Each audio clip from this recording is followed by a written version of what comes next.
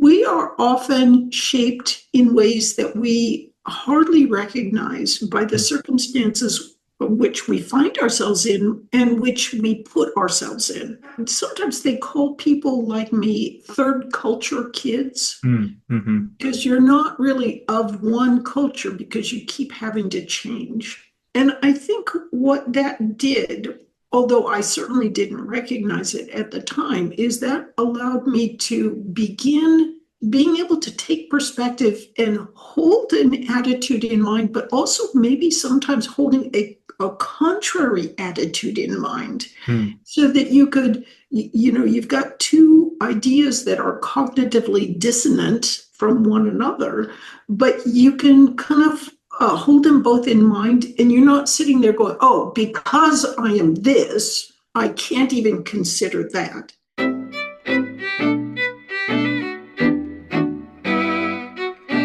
Okay, my name is Frank Schaeffer, and this is my podcast, In Conversation with Frank Schaeffer, and my guest today is Barbara Oakley, PhD. Barbara is an engineer, author, and researcher whose path has been anything but ordinary.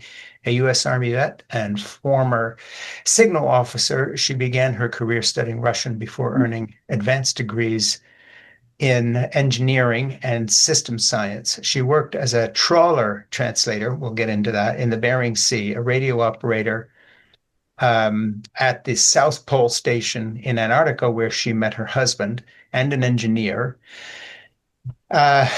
in industry before becoming a professor at Oakland University. Her acclaimed research bridges neuroscience and social behavior, and her work has appeared everywhere from the Proceedings of the National Academy of Sciences to the Wall Street Journal and the New York Times. Barbara is the author of many books, and a recent Wall Street Journal article, Censorship Hurts Our Brains, literally, which is what we're going to talk about first, by the way, and I have it here to read bits from, and is teaching a course in free speech, all of which we will link to. In Conversation with Frank Schaeffer is my podcast. Please subscribe right now on YouTube to this live stream, and also later when it replays, to In Conversation with Frank Schaeffer on Spotify and Apple Podcasts, and to my Substack, It Has to Be Said, at frankschaeffer.substack.com. You can also follow my new project, The Gospel of Zip, at thegospelofzip.com. So, you've had such an interesting life. We'll just delve into that a little bit first. You and I have one thing in common. I've never served in the military, and you grew up as an Air Force child and then went into the Army. You said you enlisted right out of high school. So then you became an officer. So did that happen after you went to university, or did you go through the process and become an officer, having been an enlisted private to start with? So I was a private to start with, and then I got really lucky. I got an in-service ROTC scholarship that allowed me to complete my first degree in Slavic languages and literature, which was not really very helpful when I went out onto the job market. Well, we have a term in Massachusetts that you're familiar with because you come here a lot, for people like you, and that is, we call you wicked smart. No, I can simulate. I think you're wicked smart when I look at all the things you've done. And we have one thing in common, and that is when my son volunteered for the Marine Corps right out of a swanky North Shore private high school near Boston. He was the only kid who had gone into the military ever, basically. And he enlisted into the Corps, and then went to Signals Intel, and then in the end was under the command of the NSA rather than the Marines in Afghanistan for 2 tours, and then one in Iraq, came back safely, went to the University of Chicago, got a degree in modern European history, lives nearby in my neighborhood, and for the last 17 years, I've been helping him and his wife with their 3 kids, who are now 17, 15, and 11. And because they lived across the street, my wife and I have been their only childcare providers other than their parents, who both work. So I've done the military family wait in trepidation during a war while your son's being shot at. And I've done the North Shore, Boston academic, Volvo driving, higher education worshiping community that I live in. So I sort of get your academic career. And then I was so interested in this article you wrote on free speech, because you basically spoke, truth to power, in the sense that you write and you say, censorship hurts our brains, literally. Neuroscience confirms the importance of free speech to individual citizens and to democracy itself. And this is very recent, September 16, so 2 minutes ago, as it were, in news time. And then you talk about the assassination of Charlie Kirk on the campus of the Utah Valley University is a human tragedy. And then you talk about the fact that our brains are built to form habits, the basal ganglia, deep learning circuits that automate whatever we repeat, don't absorb only tennis serves or piano scales. They also wire in patterns of thought. If the only messages we hear are one-sided, the brain's habit circuits carve them into grooves of thought that resist change. Rigidity at the neural level breeds rigidity at the civic level. So we're going to read more of that article, but let's get into that first because, I guess you say ripped from the headlines is a phrase that's used too often, but in this case, I'm 73. I've known political people all my life. My mother used to stay in the Ford White House, and we've known people in power, and I've seen a lot. But what I've never seen in my lifetime until this era is a country that literally is divided in a sense that we can hardly speak to each other. And if you show any sympathy to someone's ideas who's not in your camp, you get feedback. For instance, on this program, I have had the editor of the Wall Street Journal, and I've had writers who would be considered conservative, and I've had people who talk in ways that is not familiar to some of my trans friends and people in the gay community who are used to only hearing things from a certain point of view. So we've had people get back to us and say, well, if you have a person like this on, I'll never watch your program again. So basically, as a podcaster who's also an author and who writes opinionated books of my own, from my own perspective, kind of an ex-evangelical who's moved left, one of the things that I've maintained from an earlier era of American history as a 73-year-old grandfather is the ability to talk to people that I disagree with and actually learn from them and then find the points that I do agree with. So I've kind of put my money where my mouth is on this podcast to do my bit to keep those neural pathways open for people who happen to listen to me and in my own head of reading things that don't necessarily come from my little bubble. So the first thing I want to ask you, and I'm not trying to politicize this, but you showed some courage in diving into the Charlie Kirk post-assassination moment with an article on basically keeping an open mind to different points of view you disagree with. And we had an illustration, and again, this is more political than I really usually am in a very direct sense of naming names. But when Charlie Kirk's widow stands up and says, "I forgive the person who killed him," and a few moments later, the president of the United States is saying, "But I hate the people I disagree with, and I hate my enemies," you have a kind of a visual moment played on a huge stage of a nation which is no longer practicing from the top down the idea of keeping those neural pathways open and linking to people and talking with people who you may disagree with and who may even dislike you intensely, which I run into because some people dislike me intensely because I left my evangelical background. It was a very famous evangelical family, and I get a lot of feedback, and I hear words like traitor and so forth. So the first thing I want to talk to you about is not your article, but with your life experience of military service, being a translator, meeting someone in the Arctic and getting married, this incredible life you've had and scholarship, how do you see the moment into which you wrote your article? What is the underlying condition your article is trying to address by looking at the neuroscience, but neuroscience that immediately is put into the context of something very controversial, which is listening to people who have a very different opinion and not saying you hate them, but hearing them out. And I am from the left, but I fault the left for its version of wokeness when it comes to canceling and the rest. I hate it. Speaking of hatred, I don't hate people, but I hate that because it closes off the avenue of discussion. And I come from an evangelical fundamentalist background.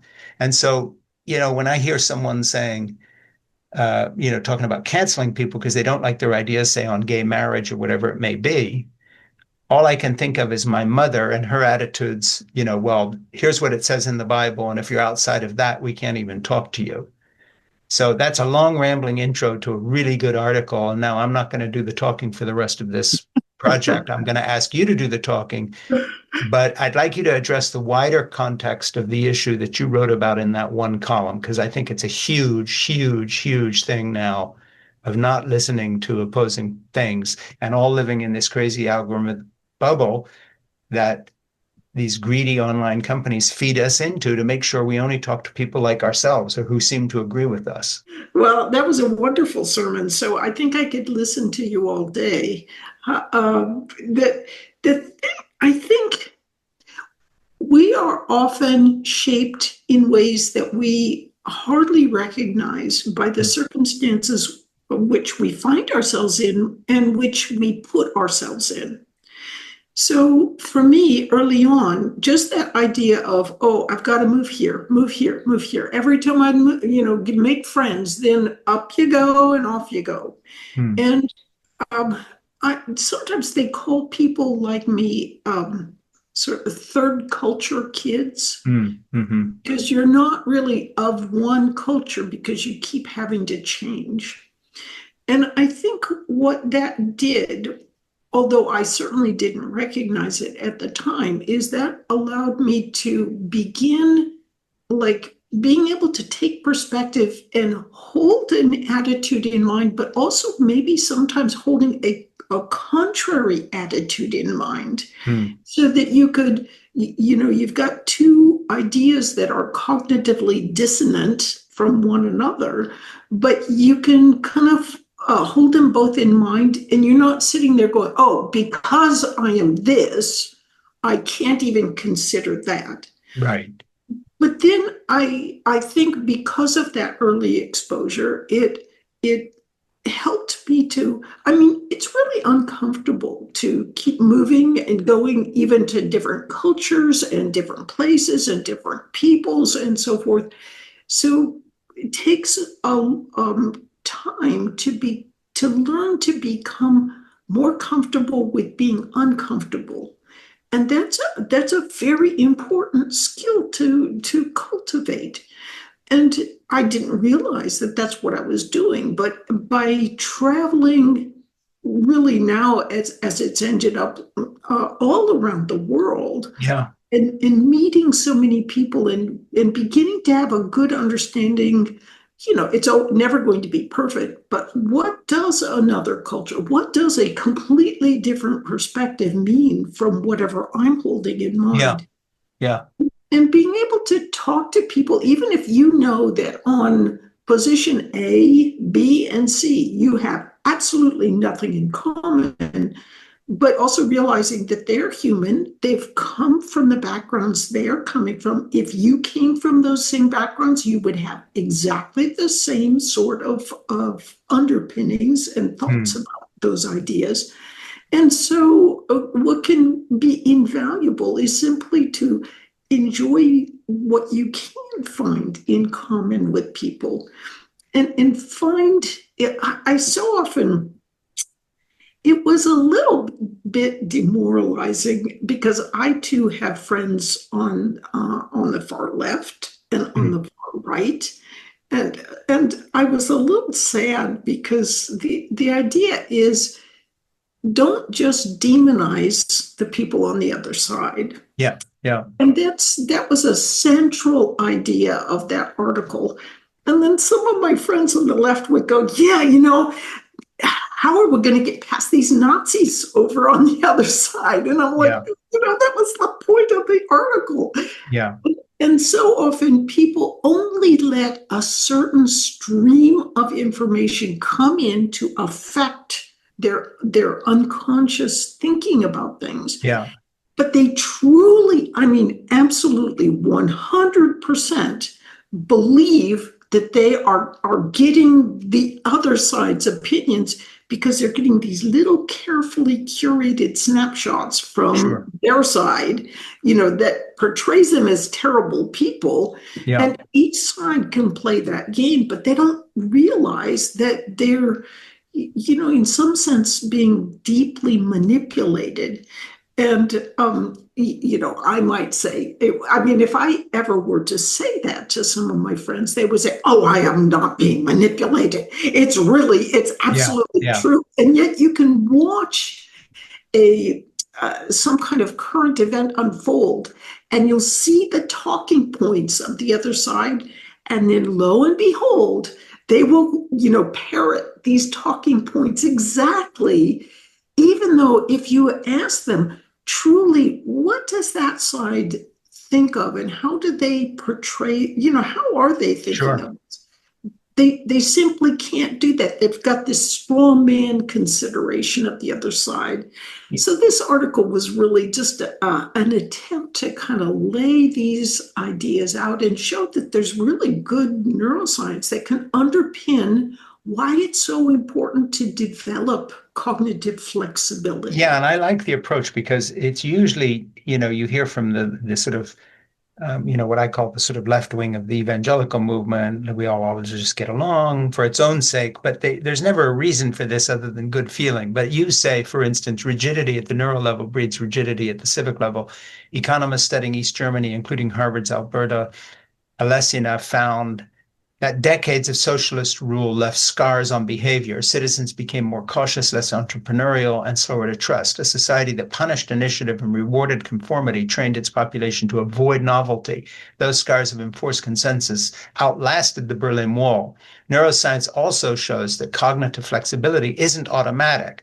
Like any skill, it must be trained. In a paper titled, One Cannot Simply Be Flexible, Ghent University cognitive scientist Sene Bram, if I'm saying it right, and colleagues showed that when people are rewarded for switching tasks, they later switch more readily, even without realizing why. When switching is discouraged, they become more rigid. Flexibility is like a muscle. It grows with practice and feedback and time. And, I think in generating flexibility on ideological issues, sometimes the old phrase about walking in someone's shoes for a few steps so you feel who they are. Having come, for instance, from a fundamentalist background, raised in an environment in which to be gay or to be a homosexual was something to be, you were kind to people who were, if you were, quote, a good Christian, you showed the love of Jesus and you said, well, we're all sinners, and you did not bully. But you nevertheless were raised holding on to the idea that gay love is somehow wrong and it's a sin in the same way that adultery is, or premarital sex and so forth. And I think, having come from my background, one advantage I have is understanding that a lot of people who reacted to a 50-year culture war attack as they saw it on their beliefs can't simply be denounced as fascist in 2025 because they have maintained the teaching in their own minds that was handed them by parents, grandmothers, churches, and hundreds of years of culture, whether it's on quote unquote sanctity of life issues or homosexuality and so forth and so on. So one problem I think we have is in not understanding that some people have actual sincere beliefs rooted in who they actually are at their most fundamental level. Gender, for instance. Take my wife Jeannie's annoyance at being told she can't use the word mother or parent anymore because somehow this will mean that it's controversial when it comes to trans people who you have to support if you're on the left because of, and then there's all sorts of reasons, without understanding that having been a mother, of 3 kids and a grandmother of 5 kids, and having lived in a completely different era, raised in a Roman Catholic background, then converted to evangelicalism, then having left that and become much more secular and left wing, nevertheless, the way she sees herself is as a woman and sees sex differences very clearly. Now, whether that's correct or not biologically, to then say, well, then she must be a fascist because only fascists would think this, or if someone's against gay marriage, they've got to be a Nazi, is to basically say, we will not tolerate anyone being themselves when it comes to their most deeply held things. And when it's flipped, and you look at my friend, for instance, Ernie Gregg, who's my producer producing this show, and you talk about gay marriage to him as a gay married man, to attack gay marriage is not to attack a theory, it's to attack who he is as a person and where he's been living in a 17-year relationship that's been fruitful and wonderful. So, one of the things I found really instructive about your article is that I think that when it comes to the left and right playing culture war games with each other and deliberately annoying each other and trolling each other, because the left does this just as much as the right does. And that's one thing the left never admits, but it's true, because having been on the other side, I know what it feels like. Um, one thing I'd like you to address now is just the misunderstanding of what a human is in terms of the baggage we bring to the table, that when you argue with it and attack it and then denounce the other person, don't worry about that phone stuff. The kind of damage we do to people psychologically by attacking the foundational elements of who they are as if this is a political issue, when with most people, it's not political. It's how you see yourself as a man, as a woman, as heterosexual, as gay, whatever it may be. We just don't seem to have any understanding of that anymore because we live in our bubble and we attack anybody who's outside of it. And again, that's sort of a long speech, but I think it's the heart of our culture war. It's why Donald Trump is president, because there's a huge group of Americans who got sick of this. And now their alternative, from my point of view, is a horrible one because he's not a good person. But I totally get where they're coming from when it's the sort of burn it all down, make the left weep the way they've made us weep by going up against every single thing we were raised with. People don't see it on the left. And I talk to more of a progressive audience. So I try to say more what's wrong with ourself than pointing to others and just dismissing them the way they makes people comfortable. I just won't do it anymore. So what is the crux of the question you're posing? The crux of the question I'm posing is your article talks about the actual neurological damage it does to us. So definitely being able to sustain two ideas simultaneously. For instance, have my best friend be Ernie Gregg, who's my producer and a gay married man, and at the same time totally understand where my mother was coming from at the same time and not denounce her as a fascist in memory because she got something I think wrong, has a definite application to yours article, because what I see in your article is a deeper issue, and that is if this is the question, if this is the neurological truth of who we are, if this is what neuroscience says, then obviously we evolved to be able to be more tolerant than people are being today, because if we hadn't evolved to be that way, it wouldn't be neurologically damaging to not be able to entertain ideas outside of your own bubble or to be tolerant of people you disagree with.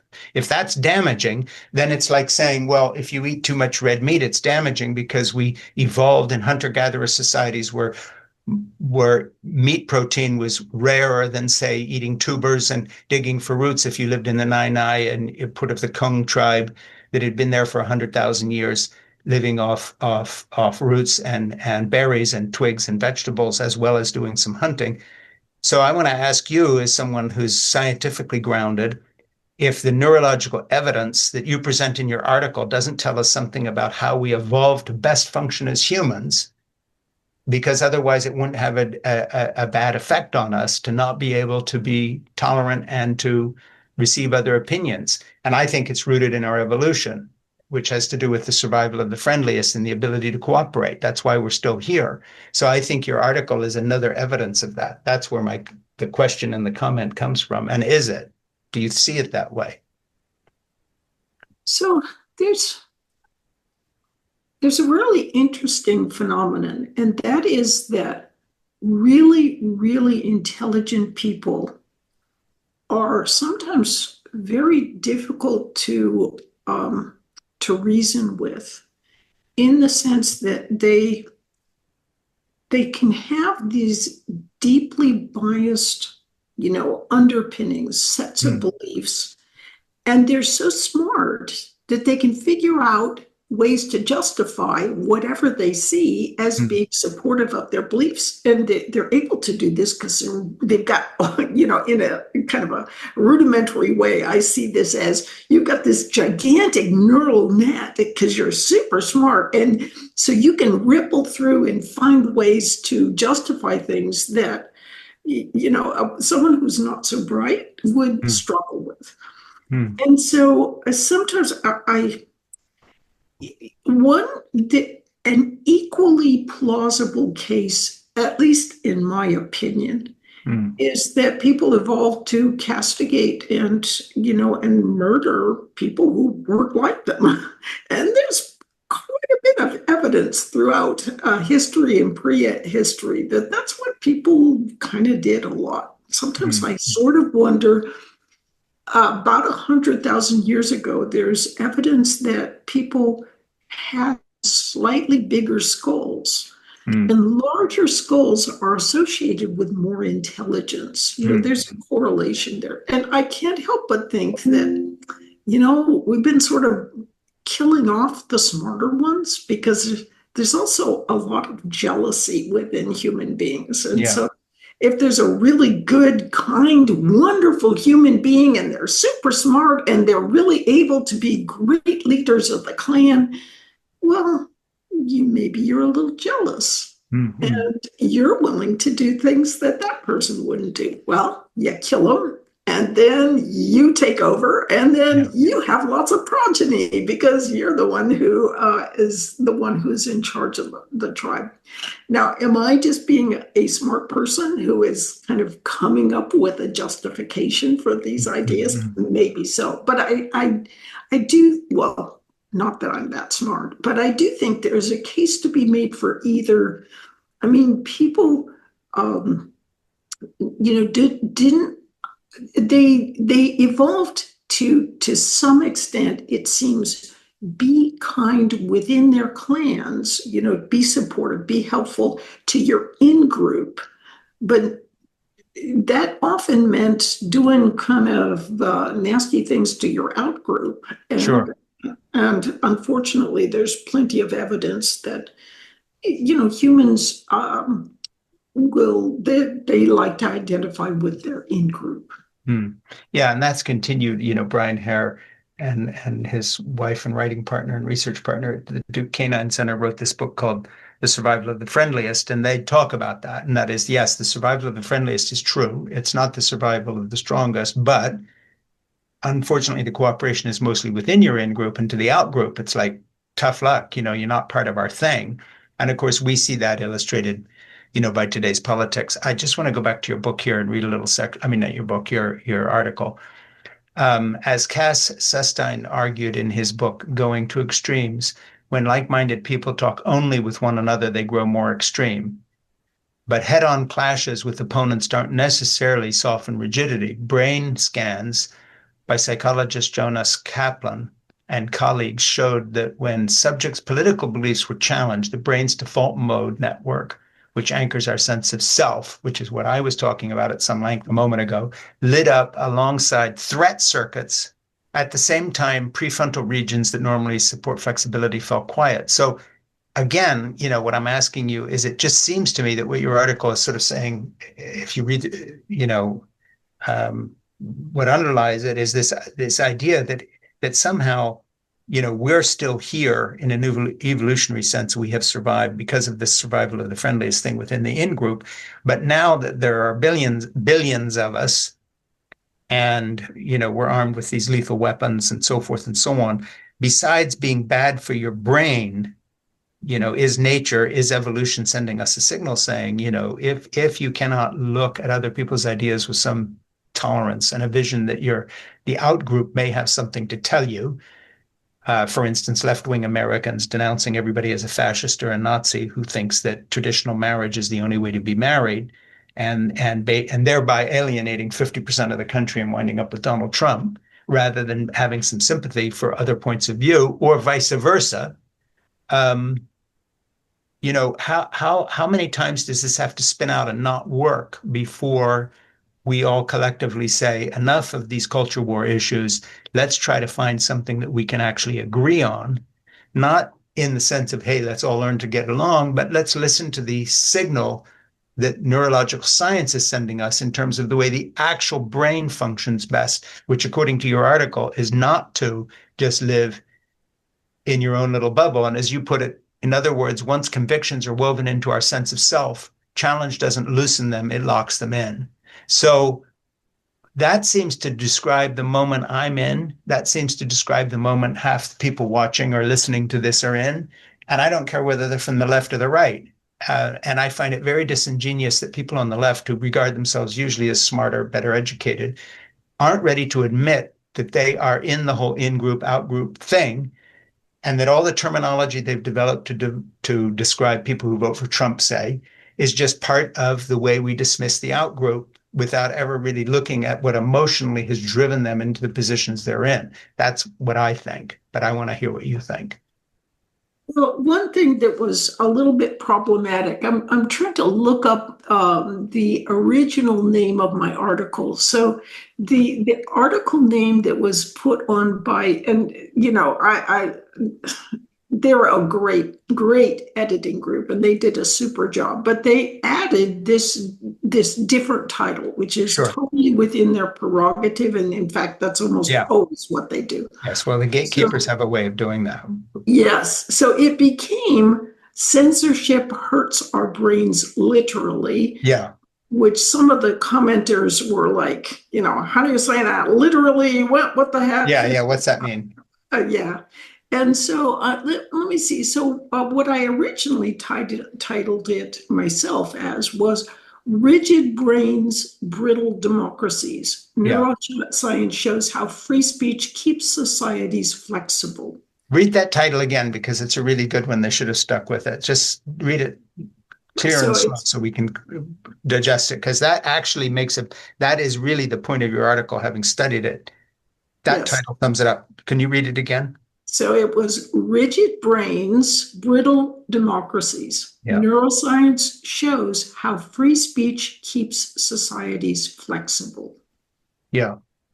And I think when it comes to brittle brains, that pontificate on how awful everybody is who disagrees with them and doesn't realize that we all have a history we bring with us to the table.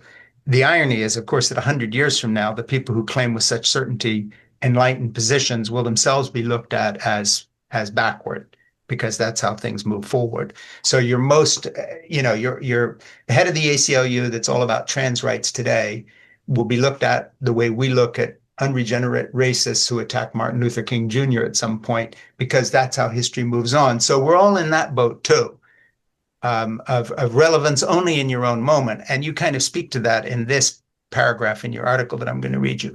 People point to social media as the trigger, but narrowing of perspective often starts much earlier in classrooms. The glee some teachers expressed after the killing, that's a Kirk, revealed how easily bias can masquerade as neutrality. Studies find educators lean heavily on one side politically, yet many sincerely believe they're impartial. And the bias blind spot in action. From primary school through college, dissent is rare, and pressure runs mostly one way, etching patterns that are hard to undo. China has long understood this. It now pulls Tibetan children into state-run schools from the age of 4, stripping away language and culture so Communist Party ideology can fix identity before anything else can take root. And of course, you see that on both sides of our political divide. So homeschool Christian moms keeping their kids out of the public education system, as I was kept out, by the way, to make the indoctrination total as possible. And then a lot of those kids rebel and escape. So that's the flip side. And then you see that very much from the left, of people who just talk to each other and basically denounce anyone and have epithets and insults ready for anybody who comes forward and sort of brings anything forward into the present of something they view as backward. And we all live in this bubble. So talk about that tendency within the educational environment. So, of course, a lot of people talk about our elite universities, of which, you're in those circles, skewing very much to the left and saying, well, where are all the conservative professors that could have balanced out the left-wing academy? And that's a valid point. That's something that Trump and his people have attacked, and they're completely right about that. I don't like what they've done, but that's not an untruth to say the academy has skewed very far left in this country for a very long time and has been totally out of step with tens of millions of Americans who expressed this in the last couple of elections. How do you see that as someone within the academic community? Because it's not just Chinese school children, it's our own academic community has skewed far left and stayed there. Why did that happen? And how is it that the left, that prides itself to open-mindedness, has not practiced any? I think, you bring up so many exciting and fascinating points for me. But First, I would like to ask you, how did you change? I fell on my head off without riding a bike without a helmet. No, okay, that part's not true. But I often wonder that. But this will sound sort of sentimental, but literally, I did it for love, and that is, I was groomed to be an asshole by divine right, which is the way I put it. I was told men are in charge, women are there to serve you. I got a young woman pregnant. Her name's Jeannie. We've been married now for 55 years. We're incredibly in love, and this is the best part of our life together. But the early days weren't that way. And the only reason she stuck around is because she was patient and kind, but also came from a Catholic background, and sort of vows meant something. So you stuck around, you stuck with it, you kept going. You didn't just divorce him because he's an asshole. And I gradually changed. But the reason I left my evangelical beliefs is that I began to correlate the fights we were having and the way I was treating her as this sort of dominating male jerk with how I had been groomed to be. And I began to slowly realize that I had been groomed to basically feed my worst instincts instead of what I believed elevating me. It was justifying my worst impulses. You're in charge. Your wife should obey you. And when I began to look at that, I began to change because of a sense of the fact, if I can just put it this way, I love Jeannie a lot more than correct theology. And I began to rebel against myself and wonder, how did you get to be this idiot you don't even understand? Why is your knee-jerk reaction always anger and control and dominating people? And so basically, the most basic level of the beginning of my change was a dissatisfaction with the way I was treating someone I love passionately. And that's not just my wife, but my children. And basically, it was like unraveling a tapestry. Once I pulled at that thread, that was my point of entry. Then a lot of other things came apart. And basically truth issues, theological issues, how you see the world, philosophy, politics. But the beginning for me was completely personal. It was just simply, I got very tired of being the bad guy in a relationship where I was married to an incredibly wonderful woman who deserved a lot better.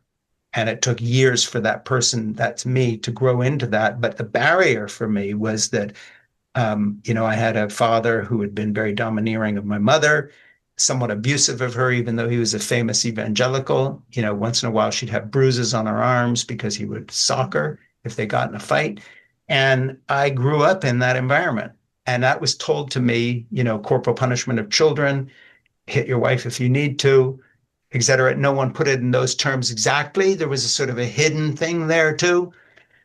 But as I began to just see my own married life developing and how I was as a father, I didn't like that person. And then I moved from that to looking at the world I was in and realizing that these evangelical leaders I was schmoozing with, like Pat Robertson and Oral Roberts and all these other guys, I spoke at all those places and was on their TV shows and so on when my dad was very famous in that environment. That these guys were all con artists. They were liars, they were cheats, and they were stealing. And they became very rich and very powerful, and they were not good people. And essentially, my own success in that environment as a young nepotistic sidekick of my father offered me two paths. You can be this guy forever, or you can jump into you can get out, even though you're going to go broke when you do it, which we did. You're going to get out while you're still young enough to have something of a life. But the real reason was Jeannie. It was like, I'm not going to be this person to this woman I love. She deserves better. And I tried to become better. So I tried different things. I did some therapy. I talked to people, and so forth and so on. But basically, I just began to listen to her voice more. And so in a way, I was groomed to be an asshole by divine right. And then I was groomed to be a human being by Regina Walsh, my wife, Jeannie. And she was not a bully. She didn't throw her weight around and scream back, but she was powerfully offered me a powerful alternative of what a human being can be. And it really started to change me. But it was a long process. We've been together 55 years. Right. I think that it was a long process. That's the key. Because when you have that early training, it can get into that automatic basal ganglia system, and that's a deeply inflexible system. Yeah. That's why you can learn to ride a bicycle and you can still remember how to ride a bicycle even years later. Right. And and changing it, like I know how to type because of my basal ganglia automatic system. If somebody Mm-hmm. went and changed all the letters on the keyboard and I had to learn to type in it, it would take me a long time to reconfigure the neural connections so that I Sure. could type somewhat expeditiously with the new keyboard. So for you, what is so encouraging is that we often think of the basal ganglia as supplying unconscious influence to Mm. that more consciously aware hippocampal system. So you're consciously aware, you're doing whatever your actions, but you're not conscious of that underlying influence. Yeah. But in some sense, you are showing you're living a life where that influence went the other way. Yeah. You actually begin creating an environment, begin to sort of figure out how to start rewiring. Sure, it's still going to pop out Yeah. sometimes, Yeah. but I think that's really such a beautifully encouraging message for all of us. Years later, I read something that you'll know more about, and so I want you to explain it to me better. I read this thing about the neuroplasticity of your brain, that it isn't just that you can change your mind about an issue, but your brain can actually change. And I found that to be true in the sense that for years I would, try to be this better, different person, but I would still feel the old feelings. But if you like riding a bike or learning to play the piano, if I did the right thing, if I can put it that way, enough times, then not only did it become easier, but it became a habit. And Mhm.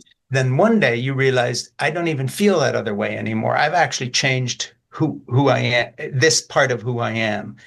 This thing that used to make me angry or whatever doesn't anymore because I've gone, and I think there's terminology for that, isn't it? I mean, can't you can actually rewire bits of your brain.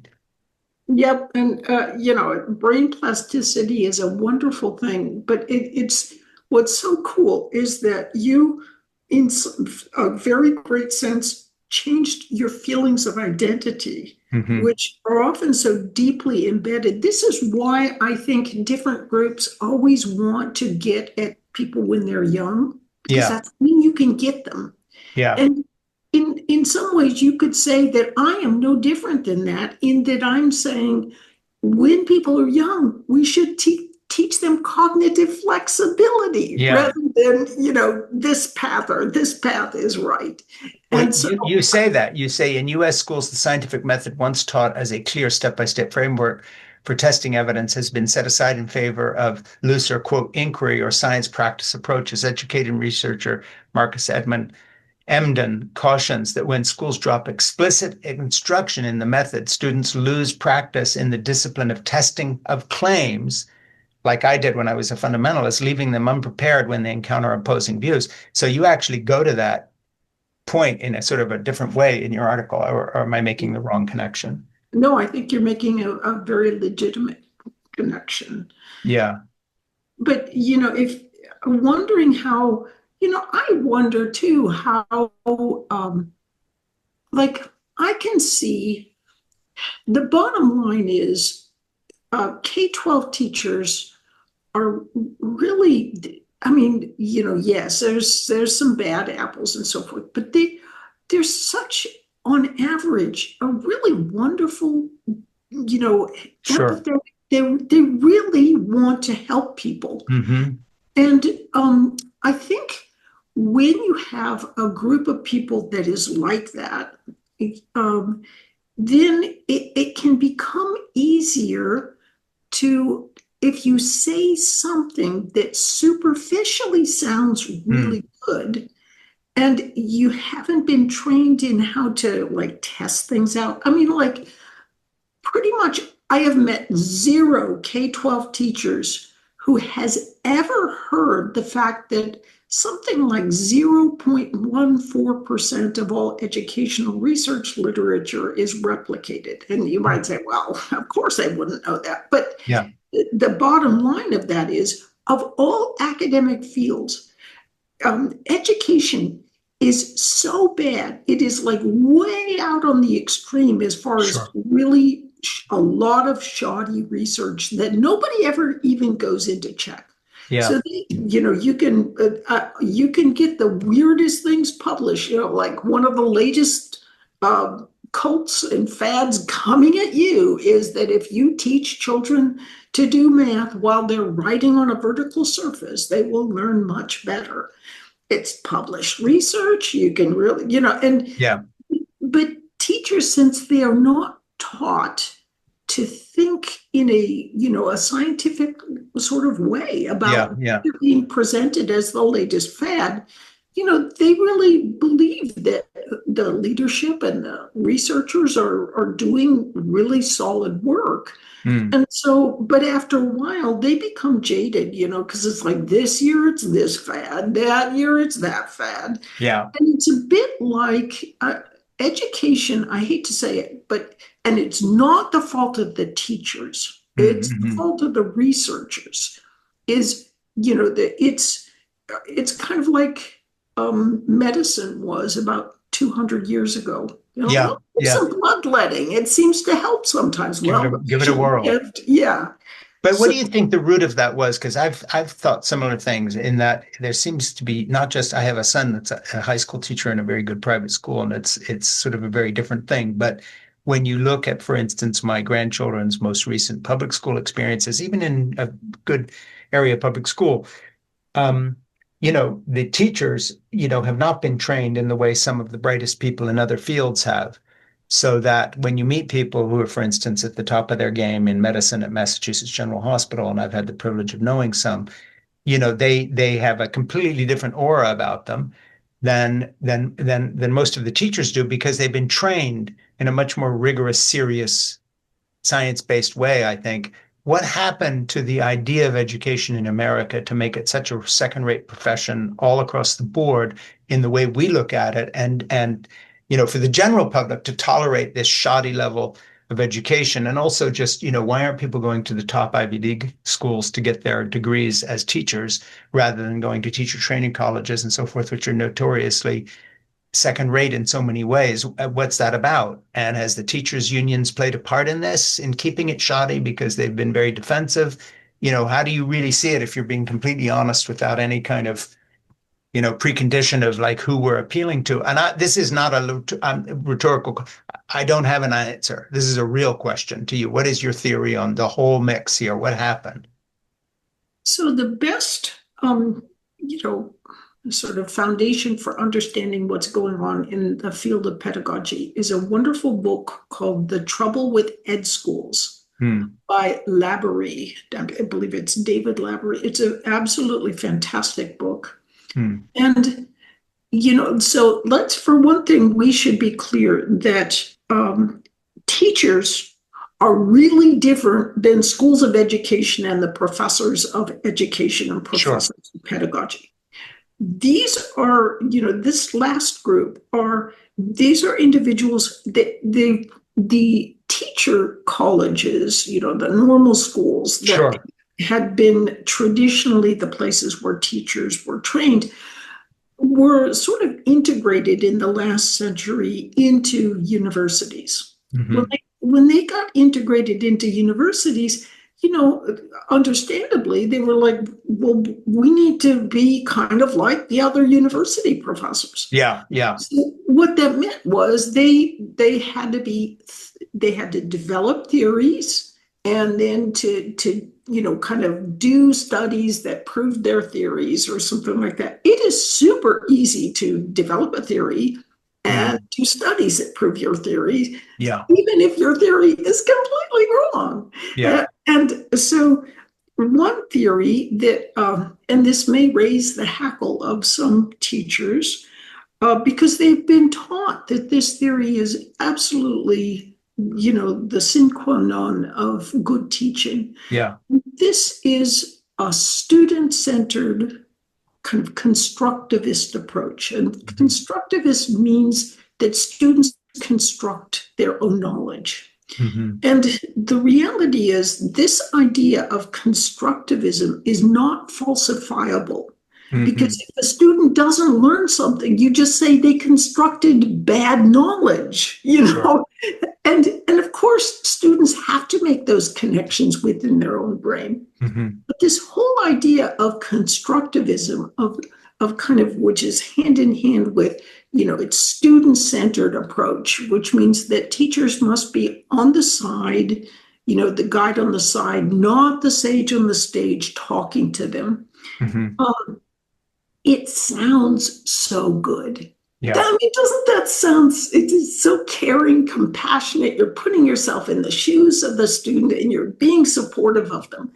And as it turns out, those countries that have adopted constructivist approaches are the countries that manifest a decline in IQ scores ever since the 1970s, when these kinds of approaches really begin to be sweeping and broad. And we're one of those places. Oh, yes, indeed. And I spent 6 months in New Zealand, and I tell you, it's ground zero of constructivist approaches. And over the last 30 years, they've gone from the top to the bottom of the, industrialized world.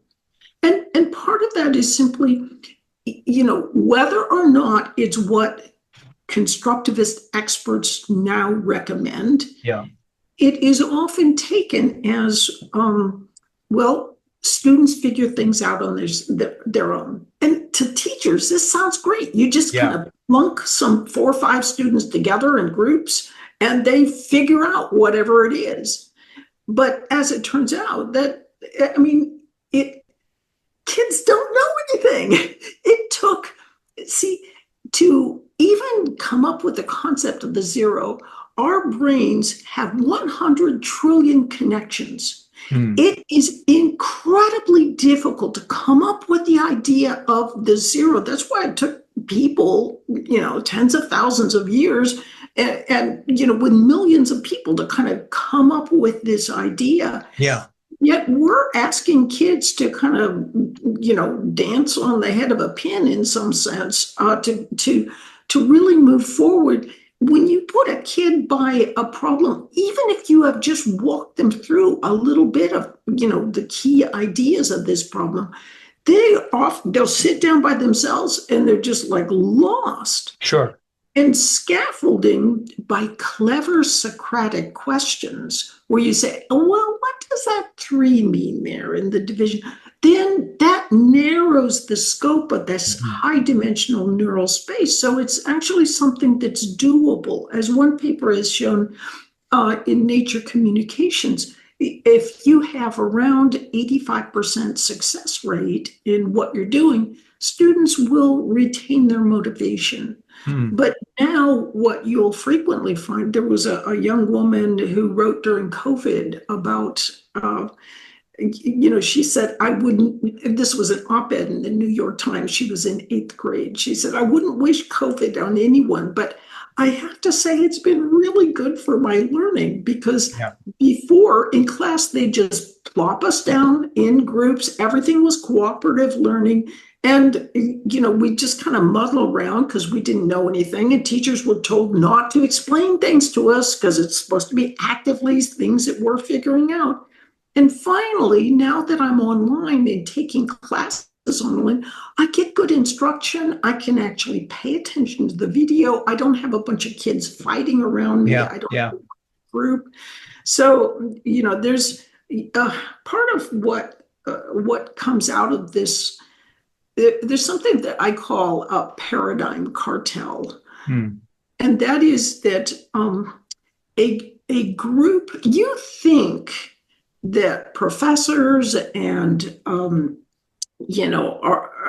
all highly placed individuals in a field are all kind of working independently. They would never all join together unless it was kind of, conspiracy theory. But, we know that isn't the case.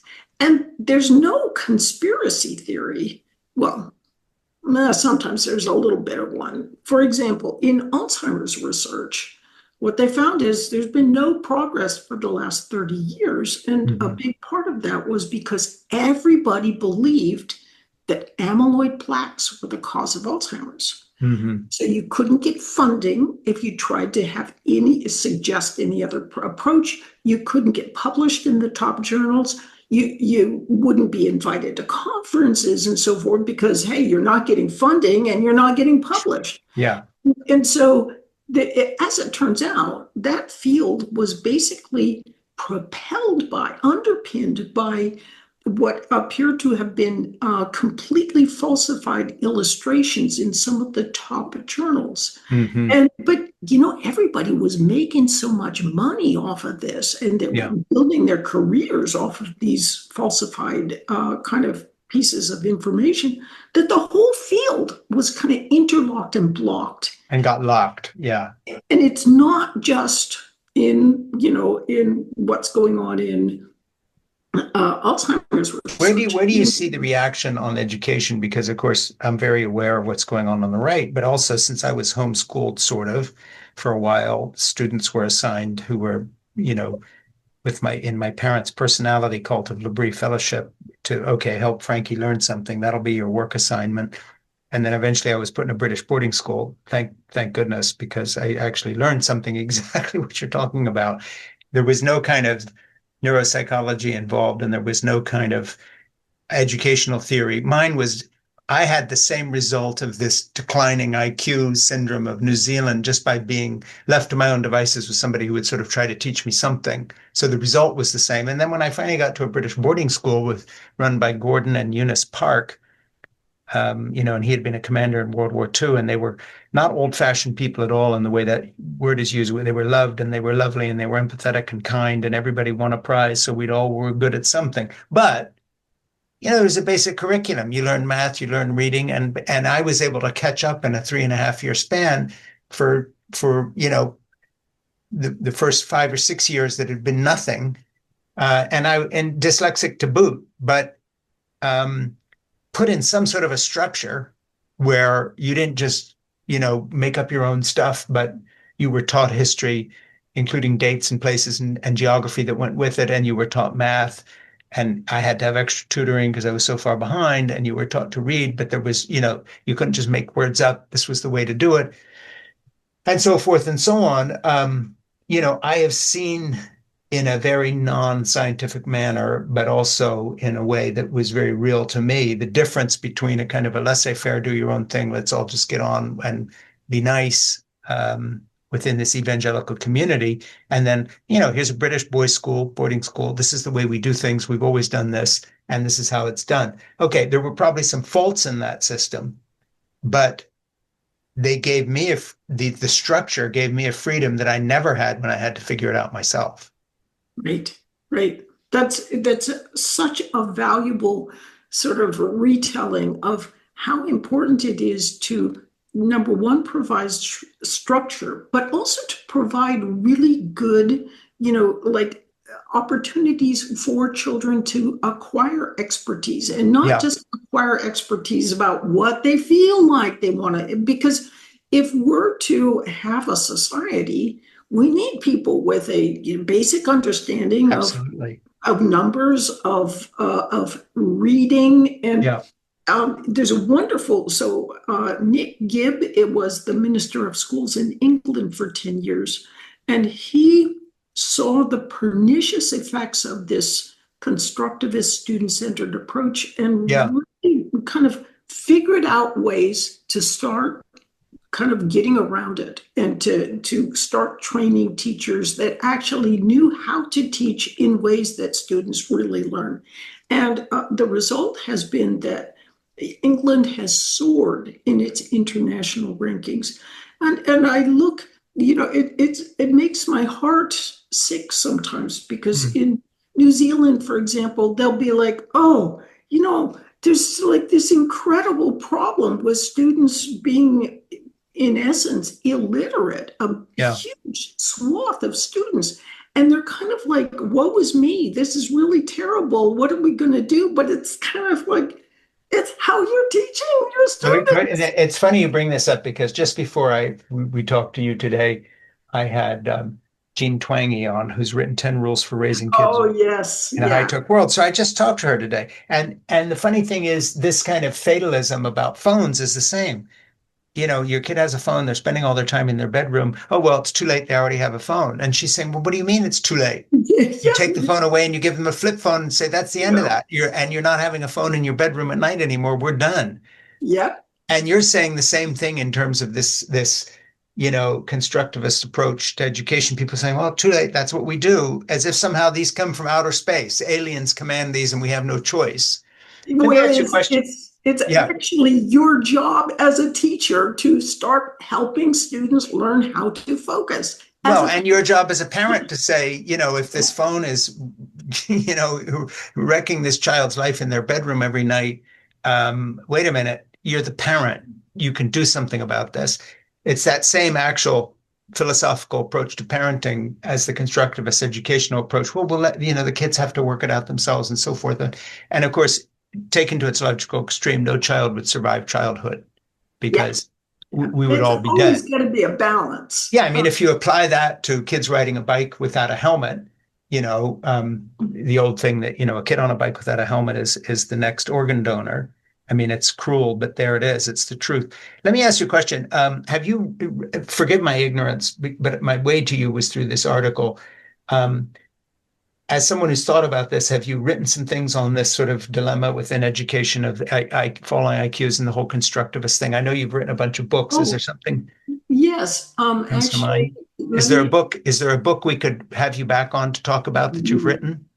Well, I am working on the book right now, which is it's actually it's a pretty exciting project. So How far through are you? let's see, I'm about a third of the way through with my co-author, Kenzan Chen and Dr. And what's it Su. about? It is about exactly what we've been discussing, but also sort of what's going on in how we learn and how do we learn in this day and age of AI. And I just put a paper into the chat here. It's called the memory paradox. But I think that really the dangerous idea for all of us is that these constructivist student-centered approaches, if you think they're bad now, in the age of AI, they're just like set up to really make things bad. And what is dangerous about all of this is there are some countries that are absolutely taking these insights from neuroscience and taking them on board and actually teaching much more effectively. Yeah. And if the West doesn't get their act in order, it's not going to be a pretty picture.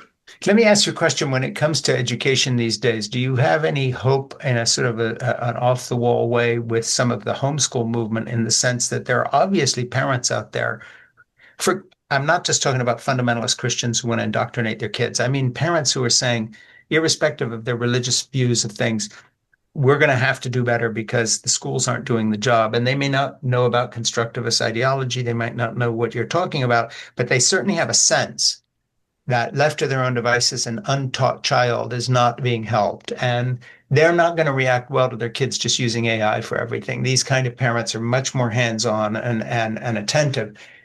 What's going on, broad picture? Are we going to just stumble into the AI shadow with the whole thing, the constructivist approach, and just say, oh, great, now kids can really work it out for themselves. Who needs a teacher? We'll just give them a laptop or an iPad and off to the races. Is the homeschool pushback a little bit of a break on that, or is all lost when it comes to not just Western culture, but the US in particular? Oh, no, it is a good, there is hope ahead. Yeah. So, and how that falls out is, look at England and how England has changed things. And if I have my say so with the proposals I'm putting forth and bringing in some pretty good funding sources and so forth, there will be a new way of training teachers. And part of this will involve absolutely changing accreditation, changing credentialing, and so forth. Because right now you have to be indoctrinated with old-fashioned 100-year-old, in many cases, theory that is maybe partly right, but right in the wrong way at the wrong time, Yeah. because you don't really understand how the brain is working. So I think, there's homeschooling. All I can say is, on average, it has some really good outcomes for a Hmm. lot of students. Yeah. Is it perfect? Well, in some families, I think it's probably about as close as you could be to perfect. Yeah. But for everyone who points at homeschooling and says, look at that, they were being indoctrinated. I'm just like, well, look over here. Not a single kid in this entire school system can even read at grade level. You Yeah. know, Well, I and then you mean, read articles now about kids getting to college level between their phones and the constructivist quote education they've had. You know, professors at Harvard saying we're having a trouble telling kids they're going to have to read 8 books a year in humanity, 8 books. Whereas, I mean, in other words, this is now starting to show up at the university level where people don't have the concentration, the capacity, or the knowledge or the vocabulary to read um, at a level that they would have been laughed in 1917. Uh, we were doing better when it just came to comprehension and that kind of thing. So obviously, the quote system is not working, and it's not a left-right issue. So rebels against the system, even if you don't like the indoctrination factor of their kids with the religion or something, nevertheless, on balance, have to be recognized as doing the nation a favor by turning out people who can read and think, even if it's within the confines of an ideological rigidity when it comes to philosophical belief systems. I don't know how you see that. Talk about your partner a little bit in the context of the book you're writing. How did you all come together to write this new book? Oh, well, so before I broach that, I want to put a plug in for E.D. Hirsch's. He has a group of 400 schools nationwide in what they call the Core Knowledge Foundation. And this is, it's really learning in a way that is not predisposed to any kind of, religious or it's Sure. teaching well. And E.D. Hirsch kind of kicked off this whole idea of teaching well and so forth. Hey, let me just interpose something here. When we sign off, which I'm not hurrying to do because I'm enjoying this too much, and I forgot we were on a podcast. Now it's just like I met somebody interesting. I literally have forgotten we were on a podcast. I was Uh, sitting here, all kidding aside, just talking to you, like, oh, well, maybe this is a FaceTime call on, and we're just, I don't know why I'm talking to. How did we meet? But oh, yeah, it's who is very she? let's just Yeah. keep talking.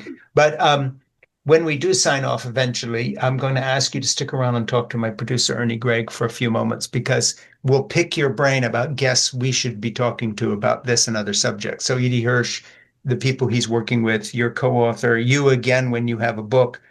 But give us some names because I am really interested in this, and so's Ernie. Um, Okay. and you're talking to the choir here in terms of this whole idea. So, let us help promote some people who maybe not known enough, or maybe our listeners don't know about them. So Edie Hirsch would be one. There'll be other people. And then let's put together something where you're back talking about this book specifically, even before it comes out. And then another time when it does come out, we'll make it part of our book club. It has to be read and really try to get the word out because we've had between Jean Twenge and people like Brad Wilcox talking about marriage and all these people, tomorrow's people, Paul Moreland, demographers. It's interesting to me how many people are working on things which are very close to what you're doing or very much to do with that parenting, children, education, view of the family, this kind of stuff. And it doesn't seem coincidental to me that we talk to a lot of these people. Yeah. Yeah. I think you're right. Well, so Ken Chen, my co-author on this, he's a professor of education in Taiwan.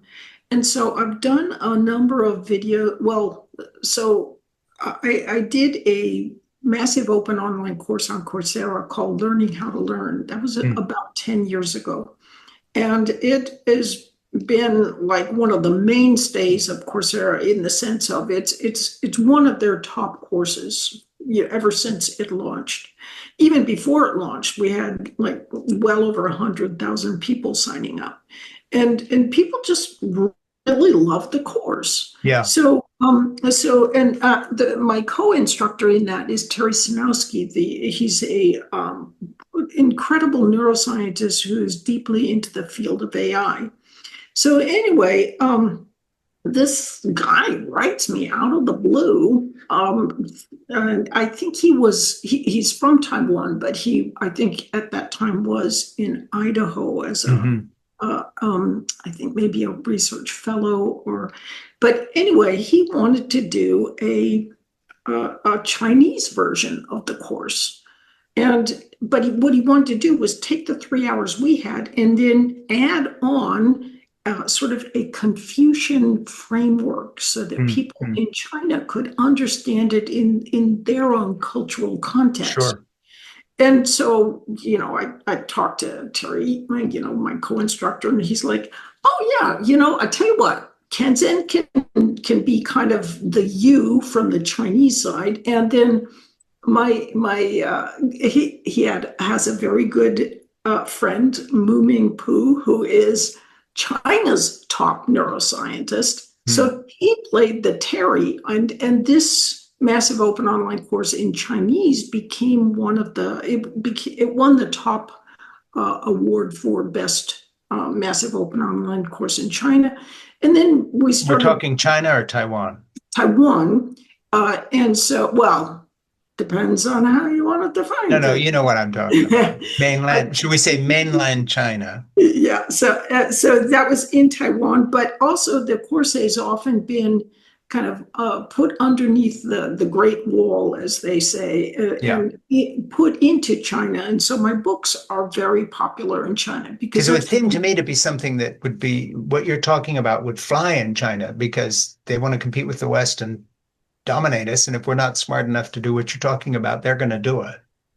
Bingo. And they're very, very interested in, how do people really learn? And I mean, it's not like in the States where, years ago, they used to say that when Bell Telephone owned all the telephone, they said their motto was, we don't care. We don't have to, because I had everything. So I sometimes take that and think of that in terms of schools of education in the US and actually around the world.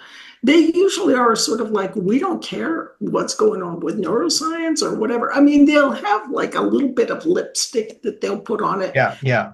They love to demean neuroscience. And one way they do that is by saying, we're going to teach you all about neuroscience. We're going to teach you neuromyths, which is a way of kind of implying that neuroscience is full of all these myths. Yeah, well, they're kind of scared of science because they don't want to go there.